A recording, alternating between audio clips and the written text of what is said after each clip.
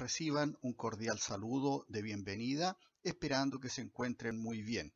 Soy el doctor Pablo Guzmán, patólogo del Hospital de Temuco y docente del Departamento de Anatomía Patológica de la Universidad de la Frontera. Y en la clase de hoy me referiré a los conceptos de enfermedad y causalidad.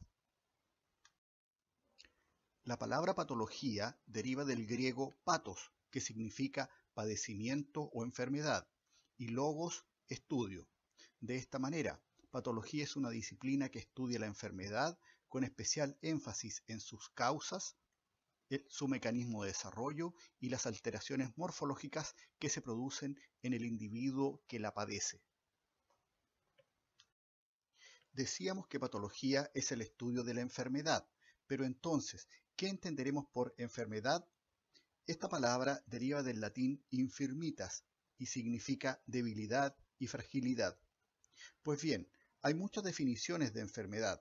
Algunas de ellas son un desequilibrio entre el sujeto y su medio ambiente, pérdida de la salud que incide en la vida de una persona interrumpiendo su autonomía y capacidad de adaptación. Según la Organización Mundial de la Salud, es una alteración o desviación del estado fisiológico en una o varias partes del cuerpo por causas en general conocidas, manifestada por síntomas y signos característicos y cuya evolución es más o menos previsible. Y también puede ser una manifestación ordenada de los fenómenos de la vida bajo condiciones anormales, según la definición de Rudolf Virchow, padre de la patología moderna. Una enfermedad posee muchas características y, como comentaba al principio, la patología se preocupa de la causa, patogenia y morfología. A modo de ejemplo, respecto a la apendicitis aguda, podríamos afirmar de forma general que, si quisiésemos definirla, diríamos que es una inflamación aguda del apéndice secal. Según la epidemiología, sabemos que es una enfermedad que es más frecuente en adolescentes y adultos jóvenes, con incidencia mayor en hombres. La etiología estaría dada por una obstrucción del lumen apendicular. La patogenia podríamos considerarla debido a una obstrucción del lumen apendicular que provoca una acumulación de mucus, proliferación bacteriana intraluminal, edema y hemorragia de la pared, invasión bacteriana de la pared, isquemia y gangrena del órgano. Desde el punto de vista morfológico, en la macroscopía, el apéndice se presentará dilatado, con serosa opaca, y al corte, paredes friables y lumen dilatado, con abundante material purulento. El estudio microscópico revelará úlceras en la mucosa, infiltración difusa de neutrófilos en la pared y formación de abscesos, gangrena y fibrina en la serosa.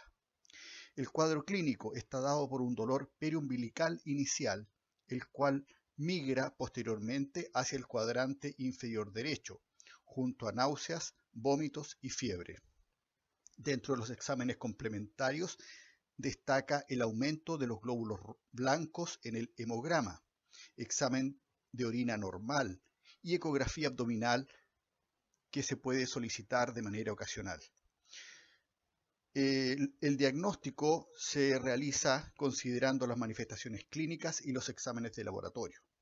Y dentro de los diagnósticos diferenciales, vale decir, dentro de los cuadros que pueden asemejar una apendicitis aguda, está la inflamación de ganglios mesentéricos o adenitis mesentérica, gastroenteritis aguda, embarazo ectópico, entre otras.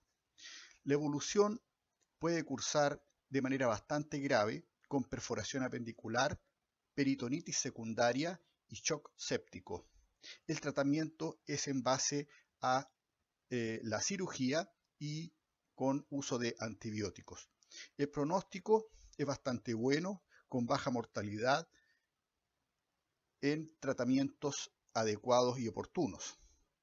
Y la prevención podríamos considerar una apendicectomía profiláctica en personas que viajan a lugares de difícil acceso, por ejemplo, uniformados que viajan a una base antártica.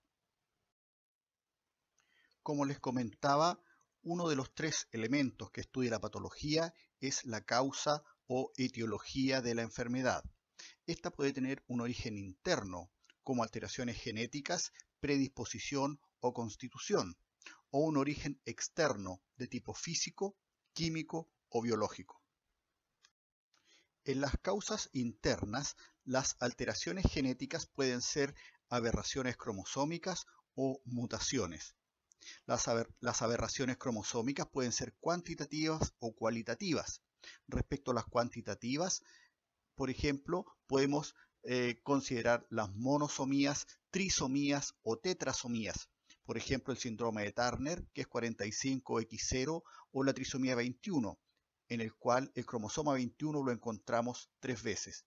Y las cualitativas pueden ser de lesiones cuando hay pérdida de nucleótidos o traslocaciones cuando hay fusión de un cromosoma con otro de otro par después de la pérdida de un segmento. Las mutaciones se refieren a alteraciones moleculares del material genético. Si la mutación afecta a un gen dominante que codifica proteínas estructurales, el individuo presentará malformaciones múltiples. Si las mutaciones afectan un gen recesivo que codifica síntesis de enzimas, la persona presentará alteraciones metabólicas. Por predisposición entenderemos a la mayor susceptibilidad de ciertos individuos a contraer determinadas enfermedades. En el caso del sexo, las mujeres tienen mayor susceptibilidad a desarrollar enfermedades autoinmunes y los hombres a desarrollar aterosclerosis o cirrosis. Considerando la raza, las mujeres de raza negra tienen tendencia a desarrollar miomas uterinos y según la edad, los niños tienen mayor susceptibilidad a desarrollar sarcomas, que son tumores malignos de células no epiteliales, y los adultos a desarrollar carcinomas, que son tumores malignos de célula epitelial.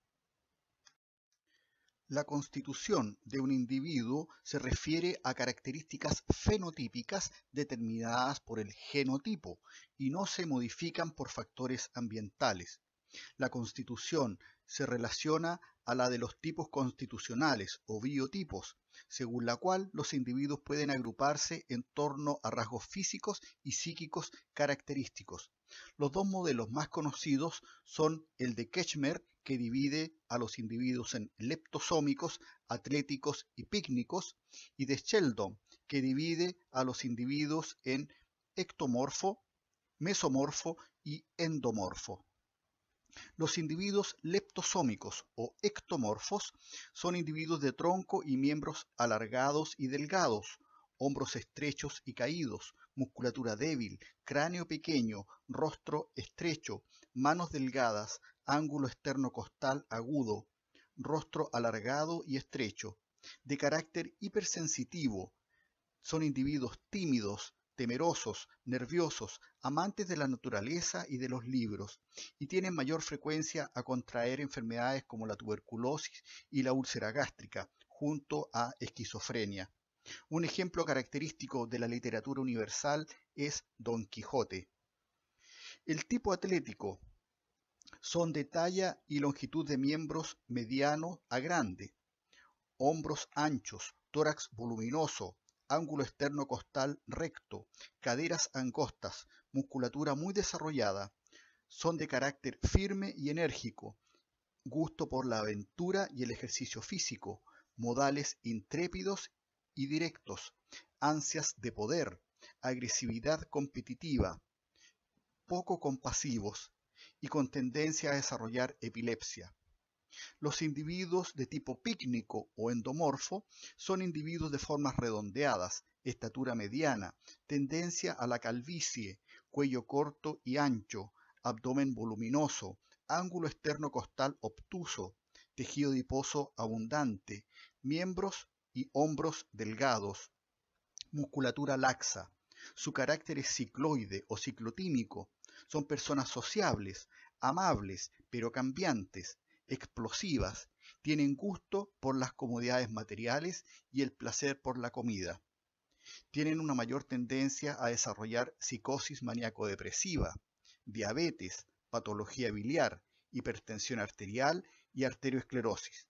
Y el ejemplo en la literatura universal es Sancho Panza. Dentro de las causas externas están los factores físicos. Estos se dividen en 5 tipos. El factor mecánico o traumático produce lesiones que se deben a la interrupción de la continuidad de los tejidos, y las consecuencias posibles pueden ser infección, hemorragia y shock. Los factores derivados de la temperatura pueden ser debido a la hipotermia o a la hipertermia. La hipotermia local, las alteraciones consisten en trombosis de la microcirculación y formación de cristales de hielo. Ambas alteraciones llevan a la necrosis. Cuando la hipotermia es general, que ocurre bajo los 20 grados Celsius, se produce, sin embargo, falla circulatoria, especialmente paro cardíaco. En la hipertermia local hay un aumento excesivo de calor tisular, que puede producir necrosis y coagulación de proteínas. Y la hipertermia general se produce como mecanismo de regulación una vasodilatación periférica, lo que hace disminuir el volumen sanguíneo en las vísceras y con ello a una hipoxia. Falla además la bomba de sodio y se produce hipercalcemia. La muerte sobreviene por falla circulatoria, respiratoria y electrolítica. Los trastornos por aumento de la presión atmosférica. En general, el ser humano tolera mejor los aumentos de presión que la disminución. Puede soportar hasta valores 3 veces superior al normal. El trastorno más frecuente está representado por la enfermedad por descompresión, que se observa en los buzos y se presenta generalmente después de estar a más de 2 atmósferas, que equivale a más de 10 metros de profundidad. Al aumentar la presión, aumenta la cantidad de gases disueltos en la sangre, especialmente el nitrógeno. Si la descompresión al ascender es brusca, se forman burbujas en la sangre, de las que resultan embolías aéreas. Los trastornos debido a la electricidad dependen del tipo de corriente, puesto que la alterna es más peligrosa que la continua. También dependen de la frecuencia. En caso de la corriente alterna, voltaje, de la resistencia al paso de la corriente por los tejidos, de la intensidad, del tiempo de exposición y del trayecto de la corriente en el cuerpo.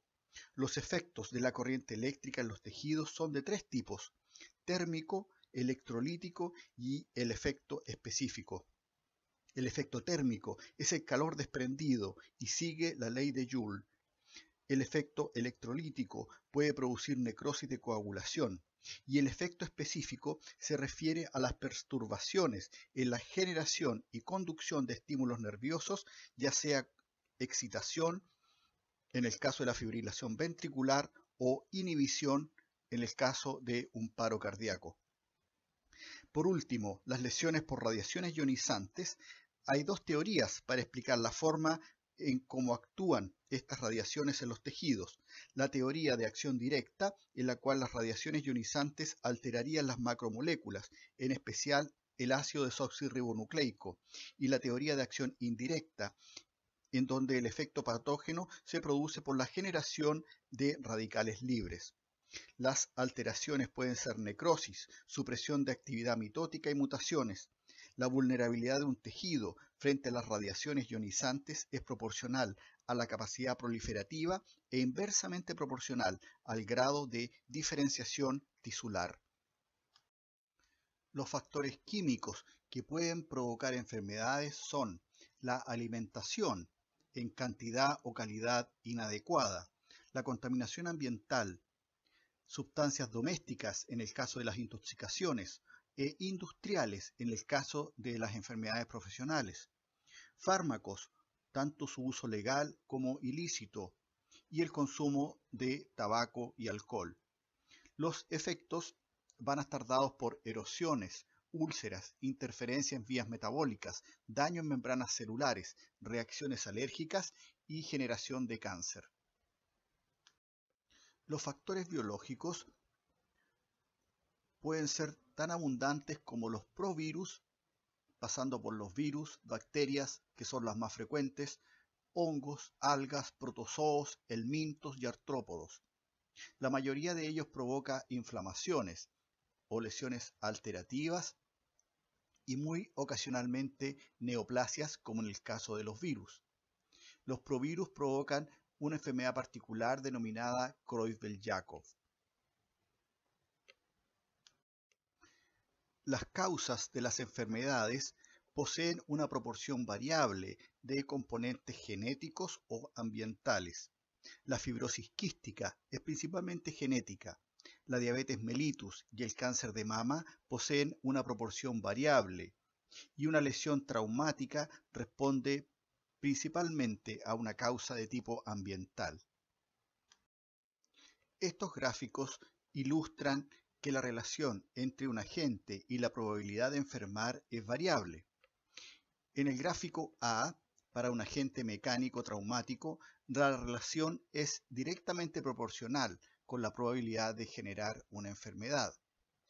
En el gráfico B, para un agente infeccioso, inicialmente el individuo no enferma gracias al sistema inmune, pero una vez que éste es sobrepasado, se genera una relación directamente proporcional. En el gráfico C, son aquellos agentes que generan una alergia. En una primera exposición, el paciente genera una memoria inmunológica y al exponerse por una segunda vez, con un pequeño incremento en el agente, se genera una alta probabilidad de enfermar. En el gráfico D se expone el agente alcohol, en el cual a dosis bajas disminuye la probabilidad de enfermar, casi como un efecto protector, pero al pasar cierto umbral, la relación será directamente proporcional entre ingesta y enfermedad. La causalidad es el estudio de la relación etiológica entre una exposición y la aparición de un efecto secundario. Los tipos de efecto secundario varían según la disciplina estudiada. En el campo biológico, este puede ser la aparición de una enfermedad, la muerte del individuo, la aparición de una complicación, curación de una enfermedad, la protección frente a la enfermedad, por ejemplo el desarrollo de vacunas, u otros resultados que pueden ser el cambio de prácticas, la erradicación de una enfermedad, entre otras. Nos interesa la búsqueda de las causas, puesto que al entender la causa se pueden generar los cambios.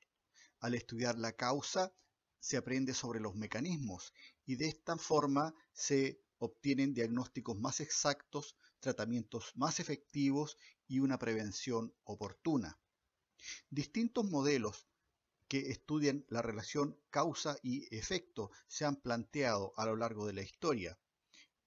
El más precoz fue el modelo de Koch-Henle, después vino el de Bradford-Hill, después el de Evans en 1976 y finalmente el modelo de Rodman más reciente en el año 1998.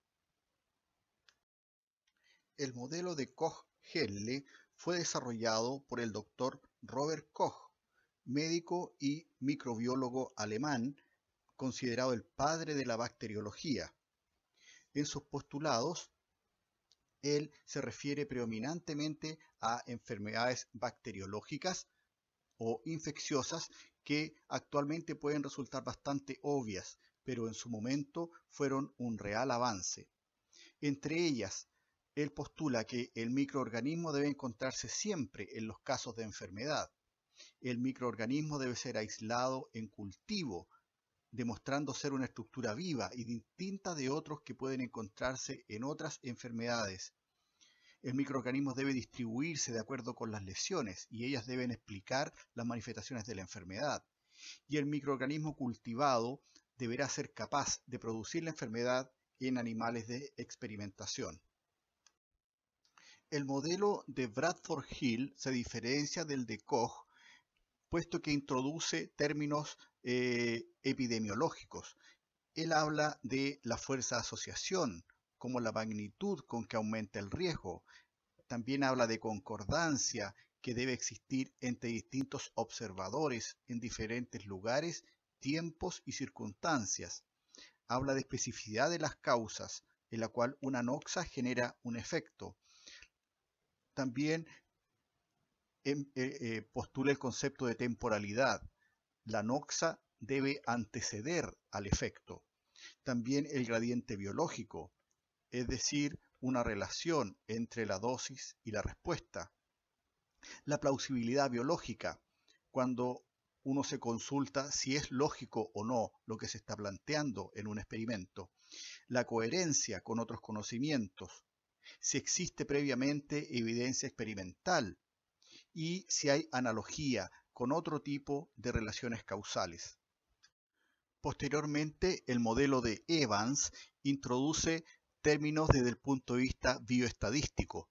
Algunos de sus postulados son que la proporción de individuos enfermos es significativamente mayor entre expuestos a la causa que los que no están expuestos. El número de casos nuevos de la enfermedad debe ser significativamente mayor en los individuos expuestos a la causa en comparación con los no expuestos. Tras la exposición a la supuesta causa, aparece un abanico de respuestas del huésped, desde leves hasta graves, a lo largo de un gradiente biológico evidente.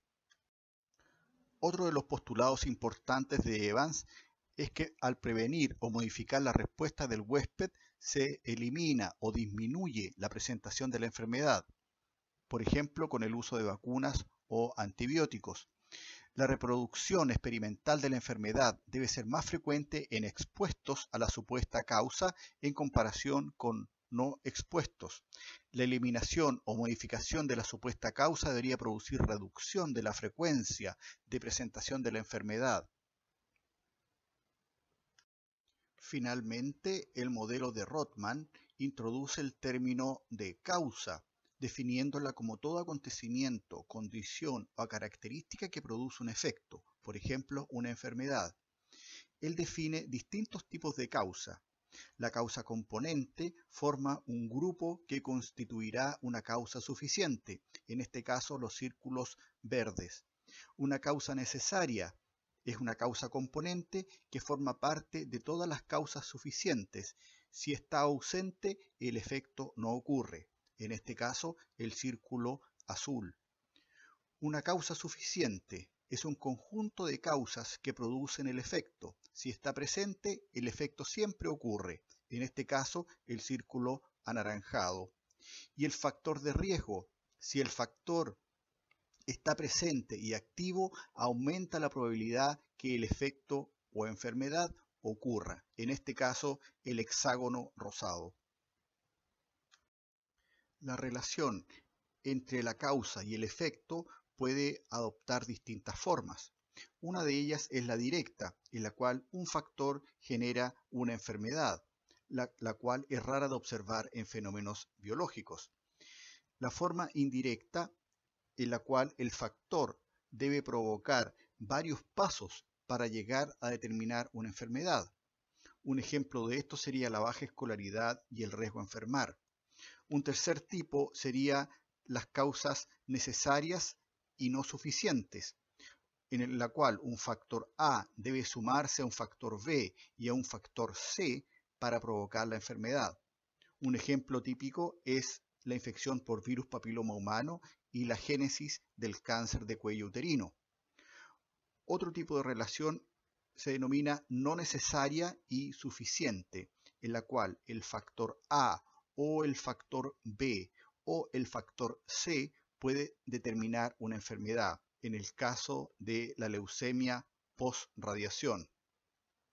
Y la causa o la relación causal no necesaria y no suficiente, en la cual el factor A más el factor B puede provocar la enfermedad, pero también el factor C y el factor D también la puede provocar. En este caso, la hipertensión arterial y la diabetes podrían ajustarse a este tipo de relación. Como factor de riesgo se entiende la presencia de una característica o factor que aumenta la probabilidad de enfermar.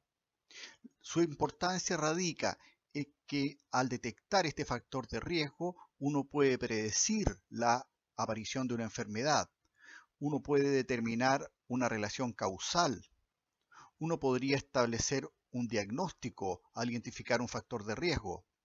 También podría implementar prevención al identificar un factor de riesgo y también establecer el pronóstico de una patología. Hay dos tipos de factor de riesgo. El riesgo atribuible es el que responde a la pregunta ¿cuál es la incidencia de la enfermedad atribuible a la exposición? Y el riesgo relativo, el cual responde cuántas veces más probable es la enfermedad en los individuos expuestos que en los no expuestos. Los factores de riesgo también los podemos dividir en no modificables y modificables. Los que no podemos modificar es la edad, raza, herencia, género, inmunidad y factores reproductivos. Y en los que sí podemos modificar son el tabaquismo, la obesidad, el alcohol, el sedentarismo, la radiación, la exposición ocupacional y la pobreza. Decíamos que la patología estudia la enfermedad con énfasis en la causa, patogenia y morfología. Hablemos ahora de la patogenia. La patogenia es el mecanismo a través del cual interviene el agente etiológico para producir manifestaciones clínicas y patológicas. Muchos grupos de agentes etiológicos utilizan similares vías de desarrollo de enfermedad. Esto puede ser inflamación, degeneración, carcinogénesis o reacciones inmunológicas. La patogenia además puede ser estudiada desde un punto de vista funcional, que es el quehacer de la fisiopatología, o desde un punto de vista morfológico, que corresponde a la patología general. A modo de ejemplo, la patogenia de la hiperplasia nodular de la próstata, que es un crecimiento benigno de la próstata después de los 50 años, podría resumirse en que la testosterona puede entrar a la célula epitelial y estromal de la próstata para unirse al núcleo con receptores específicos e inducir la síntesis de factores de crecimiento. La célula estromal posee una enzima, que es la 5-alfa reductasa tipo 2, que transforma la testosterona en dihidrotestosterona, la cual posee mayor afinidad por los receptores de testosterona nuclear y así acelera la síntesis de factores de crecimiento para que prolifere el tejido prostático.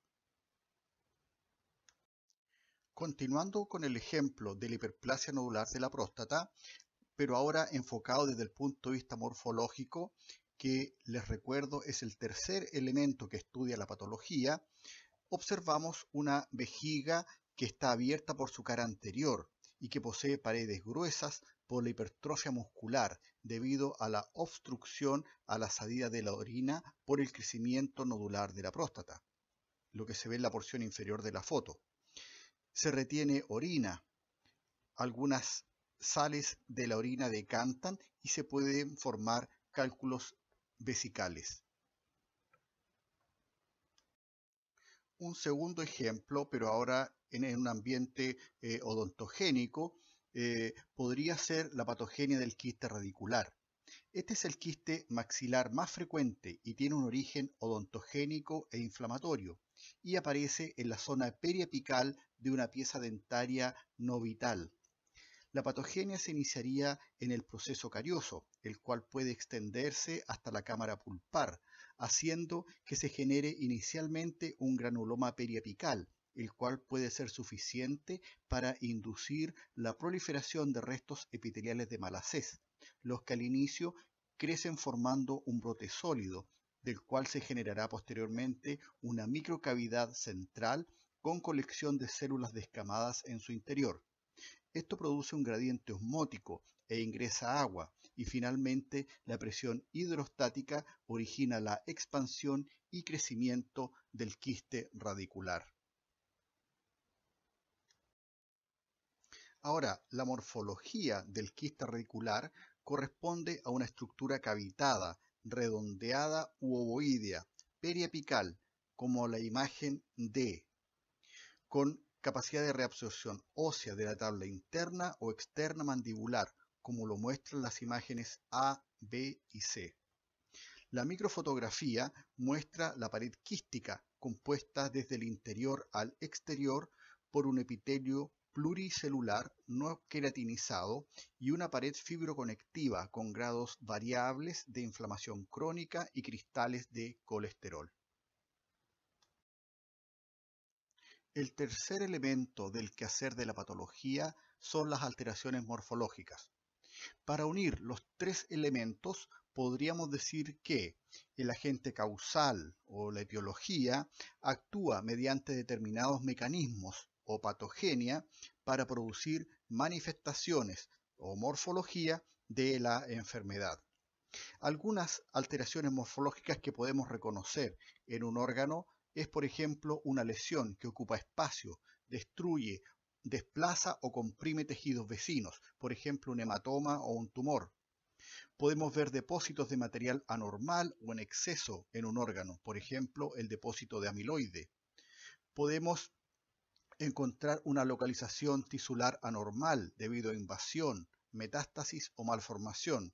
Ejemplo, una heterotopía o un tumor. Pérdida de tejido en una superficie, como lo que ocurre en una úlcera, o dentro de un órgano sólido, como lo que ocurre en un infarto. Podemos ver obstrucción del flujo normal en un conducto, por ejemplo, en el asma o una oclusión vascular, o ruptura de una víscera hueca, como lo es un aneurisma o una perforación intestinal. Ahora, hay algunas alteraciones funcionales que son más difíciles de ver desde el punto de vista morfológico y que solo se pueden deducir. Por ejemplo, cuadros de hipersecreción, por ejemplo, la mucosidad nasal en la gripe, o cuadros de hiposecreción, como la insulina en la diabetes mellitus, la alteración de la conducción nerviosa o la contracción alterada de una estructura muscular. La morfología requiere que la descripción de los hallazgos sea lo más extensa y completa posible, para así poder tener mayor probabilidad de un diagnóstico correcto. Para el órgano alterado, describiremos su posición, forma, tamaño, peso, color y consistencia. De existir cavidades, su tamaño, características de la pared y contenido. La superficie externa y de corte nos interesará su color, consistencia, si existen lesiones y si hay depósitos. Y si hay fluidos en ella, su cantidad, transparencia y color. De existir lesiones en este órgano, deberemos describir el color, la forma, su tamaño, consistencia, número, contornos, espesor y ubicación. De la superficie de esta lesión nos interesará saber si es elevada, solevantada o plana, en qué estado físico se encuentra, si es líquido, sólido o gas, el volumen aproximado del peso que representa esta lesión, si comprime o infiltra alguna estructura y si existe líquido, qué características posee. La foto macroscópica que observamos entonces podría describirse de la siguiente manera. Útero de 13 centímetros de longitud que presenta lesión de 6,5 centímetros de eje mayor, ovoidea, blanquecina, elástica, bien delimitada, de aspecto fascicular, intramural y submucosa, localizada en cuerpo y fondo uterino, que colapsa la cavidad uterina en sus 2/3 proximales. Resto de cuerpo uterino y cuello sin lesiones identificables. Una lesión lingual, como la que estamos viendo en la fotografía, podríamos describirla como: en el tercio medio del borde lingual izquierdo se observa lesión irregular, rosada, solevantada, de bordes redondeados hacia posterior y con úlcera de contornos geográficos hacia ventral, la cual está cubierta parcialmente por fibrina. El aspecto morfológico es muy sugerente de un carcinoma epidermoide lingual. Como ejercicio, en este esquema se ven 4 patologías diferentes: un absceso cutáneo cáncer de pulmón, cirrosis viral e hipertensión arterial. Identifiquen las distintas etiologías, patogenia y hallazgos morfológicos para estas entidades. Hay muchas formas de clasificar a las enfermedades.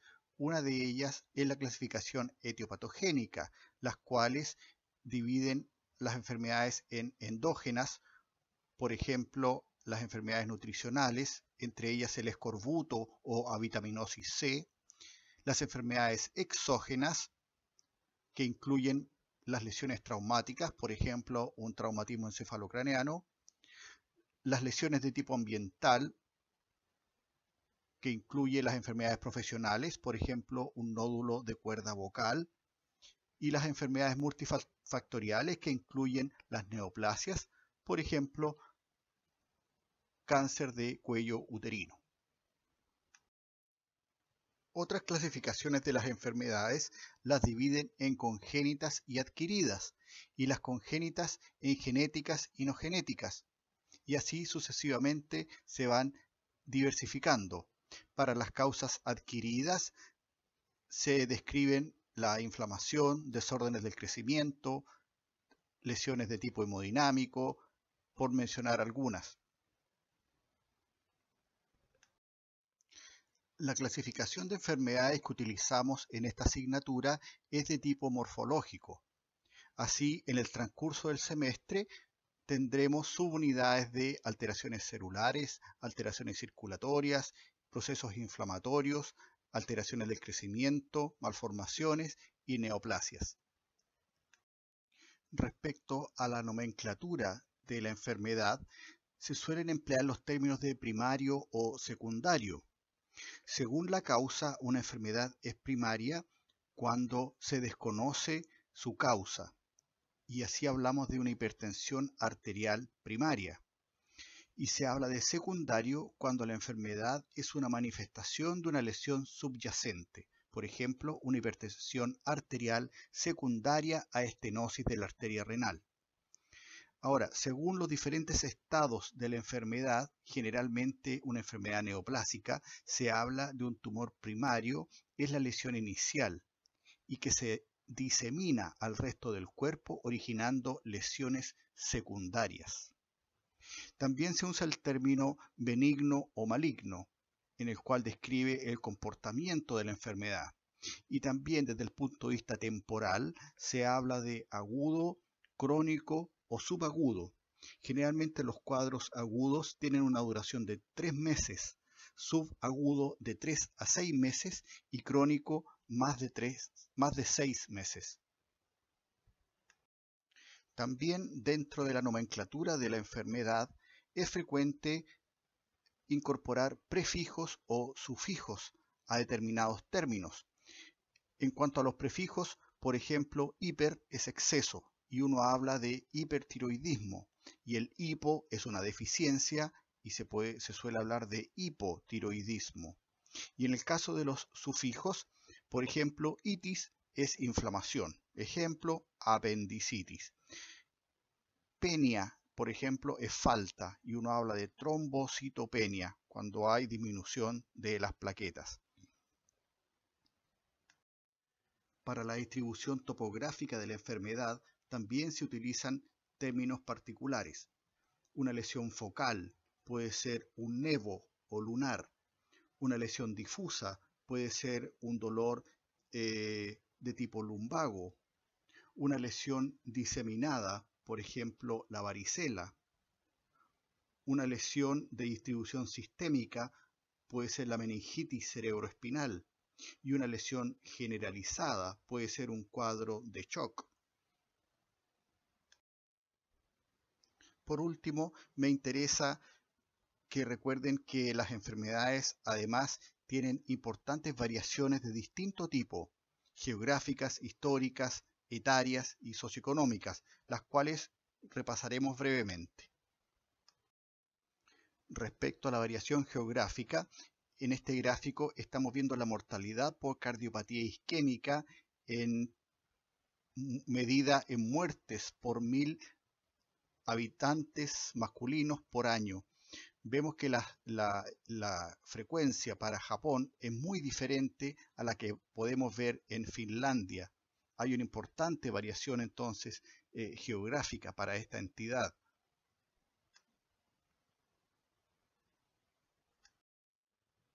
En estos dos gráficos se compara una variación histórica de 30 años y a su vez separada en masculino y femenino. En las curvas de cáncer pulmonar, por ejemplo, que está en color violeta, se ve una disminución de la mortalidad en el gráfico de hombres a partir del año 85. Esta disminución no queda en evidencia en el gráfico de mujeres, encontrándose en este caso una variación histórica importante. En el siguiente gráfico se comparan 5 diferentes enfermedades para 3 grupos etarios. La prevalencia de hipertensión es más frecuente entre 45 y 74 años y la osteoartritis tiene una mayor prevalencia para el grupo mayor de 75 años. El estado socioeconómico de un país también incide en la frecuencia de las enfermedades. En países subdesarrollados, las tres principales entidades son el VIH, infecciones de tracto respiratorio inferior y cuadros diarreicos. En cambio, en países desarrollados, la enfermedad cardíaca isquémica, trastornos depresivos y enfermedades cerebrovasculares. Incluso dentro de un mismo país se pueden observar diferencias importantes entre las distintas enfermedades. En este caso estamos evaluando egresos hospitalarios de ambos sexos según edad y causas. Vemos que para Chile, en las columnas amarillas, los dos principales egresos con 2 dígitos son embarazo, parto y puerperio y enfermedades del sistema digestivo.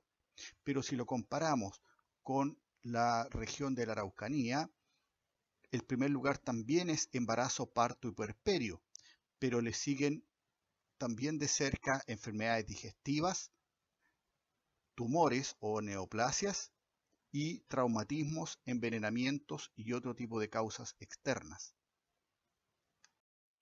Para finalizar, evaluamos defunciones por diferentes enfermedades en 6 decenios. Podemos observar que las enfermedades circulatorias y neoplásicas han tenido barras crecientes. En cambio, las enfermedades respiratorias, digestivas, perinatales e infecciosas o parasitarias han seguido un crecimiento decreciente en la altura de las barras. Finalmente, hemos dado una visión bastante sucinta del fenómeno de la enfermedad, el rol que cumple la patología en el estudio de la enfermedad, la importancia que tiene la causalidad en el estudio de la etiología y las importantes variaciones que pueden presentar las enfermedades.